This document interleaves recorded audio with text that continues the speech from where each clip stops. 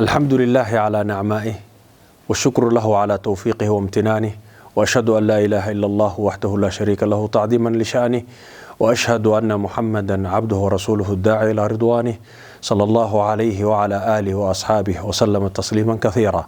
أما بعد، السلام عليكم ورحمة الله وبركاته. walaalayaal, shabakada codka Soomaalida Finland Suomen Somali Media Verkosto waxay bisha barakaysan ee Ramadaan idinku talagashay hadduu eebba idmo barnaamijyo diini ah kuwaasi oo galab walba ka bixi doona barta Facebooka ee shabakada. sidoo kale barteeda Facebooka ayaad live ugula socon doontaan hadduu eebba idmo. barnaamijyadaasina waxay isugu jiraan muxaadarooyin, siirada saxaabada nabiga calayhi salaatu wassalaam, su'aaliyo jawaabo iyo waxyaabo kale oo markaasi Ramadaanka loogu talagalay.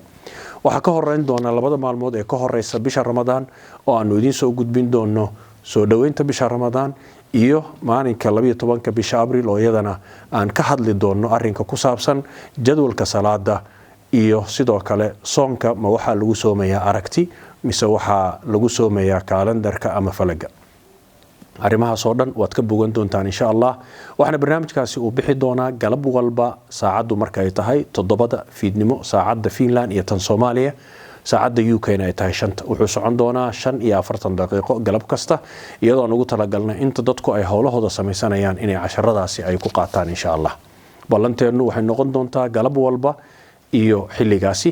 waxa kale oo iyadan idin la socodsiinayna walaalayaal in qofkii u baahan dadka aan soomi karin iyagu cudurdaarka haysta ee maaragtay tahay inay lacag bixiyaan halkii ay ka soomi lahaayeen in ay ila soo xiriiri karaan si markaasi howlaha arrinka ku saabsan ee loogu fududeeyo insha Allah. waxa kale oo idin xusuusinaynaa bishan barakeysan ee Ramadaan cibaadada in lagu dadaalo, qofku quraan akhriska uu ku dadaalo, salaada taraawiixda maadaama masaajidda inta badan ay xiran yihiin in guryaha lagu tukado. sidoo kale walaalayaal waxaan idin soo gudbinayaa codsiga ah in la xusuusto masaajidda. sida ula socotaan corona lagu jiraa, masaajidda in badan way xirnaayeen, xaaladda dhaqaale ee masaajidda aad bay u adag tahay. sidaa darteed qof kasta wixii uu ku bixin jiray masaajidka labalaabkiisa inuu ku bixiyo in la ogaado oo la xusuusnaado, maxaa yeelay koronaha kadib waxaa loo laaban doonaa oo qofkii raba inuu tago waa masaajidkii. haddii aynan bixin oo aanan ku dadaalin kharashkiisa waxaa dhacaysa markaasi in masaajidii naga xirmaan. sidaa darteed qof walba masaajidkii uu wax ku bixin jiray iyo meeshuu wax ka geysan karo insha Allah ha ka geysto.